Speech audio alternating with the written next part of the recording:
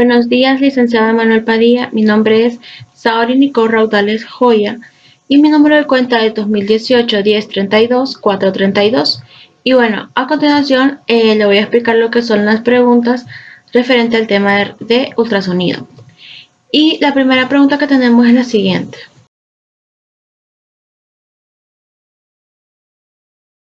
Bueno, la amplitud es la distancia que hay entre una cresta a otra cresta de una onda y nos especifica cuántas moléculas se están moviendo en una determinada área. En física, lo que es la amplitud la conocemos como un término que nos ayuda a emplear para así poder calificar lo que es la velocidad máxima que hay en una fuerza durante un tiempo determinado. El valor de la amplitud de la onda sonora determina lo que es la sobrepresión atmosférica y por lo tanto las unidades para la amplitud se conocen como pascales. Una onda de sonido con 20 pascales de amplitud le causaría lo que es dolor a la persona que la capte. Y una onda con 20x10 a las 6 pascales de amplitud apenas podría ser captada por el oído humano. Tenemos que recalcar algo, y es que si la onda sonora emite lo que es una mayor amplitud, tendremos bastante penetrabilidad en el paciente. Y si la onda sonora emite una baja amplitud, tendremos lo que es una menor penetrabilidad en el paciente. Frecuencia. Esta es prácticamente el número de veces en que una onda repite sus valores en un segundo. Cada valor lo expresamos en Hertz y que esto es ciclo por segundo. Esto nos quiere decir que las repeticiones que tiene una onda son por segundo. Hay que tener en cuenta que si nosotros tenemos lo que es una frecuencia alta, vamos a tener lo que es una longitud de onda menor.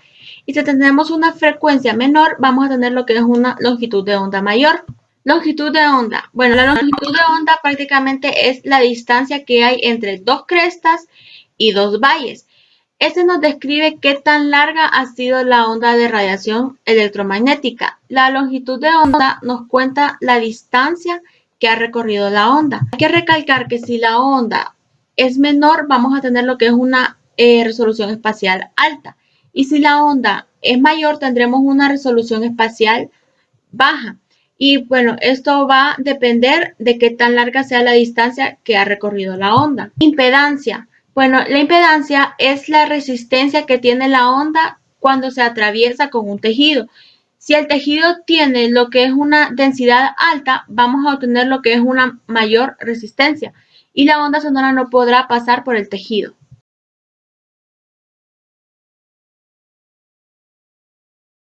Efecto piezoeléctrico. Bueno, en este efecto es donde se crea y se detecta lo que son las ondas sonoras. También se crea y se detecta lo que es el sonido. Y bueno, lo que sucede en este efecto es que cuando sometemos lo que es un material a una diferencia de voltaje, se produce lo que es un cambio en la materia molecular y se empieza a expandir o comprimir. Y esto va a depender de cómo está distribuido el voltaje que se le está suministrando a la materia. Algo que debemos de recalcar es que si el material del piso eléctrico tiene lo que es un mayor grosor, la onda de sonido que se genere tendrá lo que es una baja frecuencia, pero con una mayor amplitud.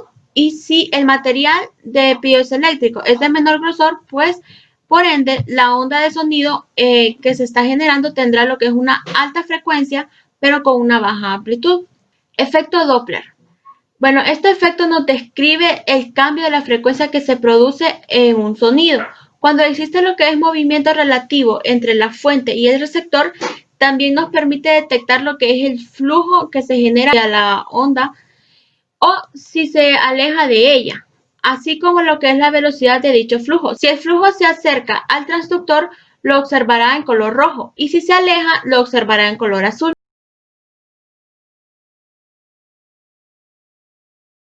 Como sabemos, la frecuencia es el número de veces que una onda repite sus valores en un segundo. Cada valor lo expresamos en Hertz.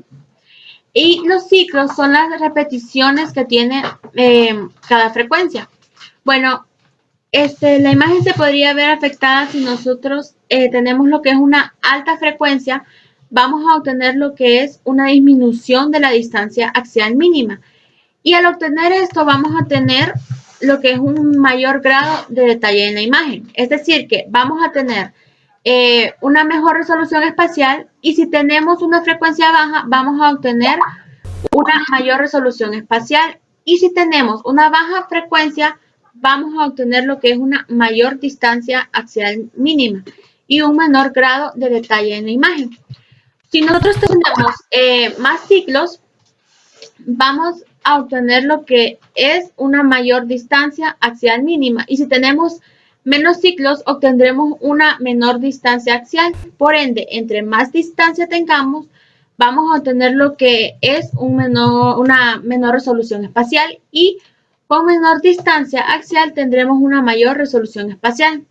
Hay que recalcar que si nosotros tenemos lo que es una baja frecuencia, vamos a obtener lo que es una penetración más profunda, y esto nos dará lo que es una amplia información y una mejor resolución de contraste. Con una alta frecuencia tendremos una penetrabilidad baja, y la información que vamos a obtener sería menor y una baja resolución de contraste.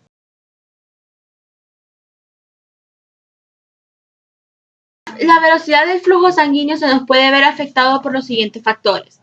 Primer factor es la frecuencia Doppler.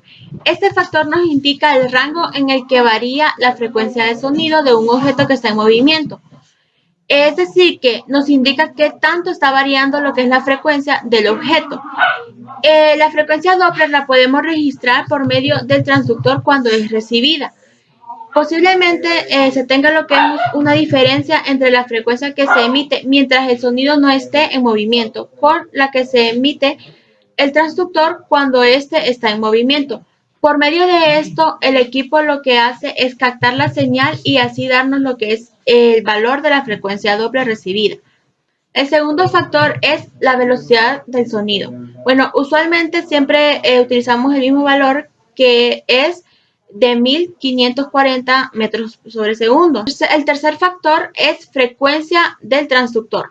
Aquí, si nosotros realizamos lo que es un estudio con un alto megahertz, la velocidad del flujo sanguíneo va a cambiar y va a suceder de la misma manera si utilizamos un menor megahertz.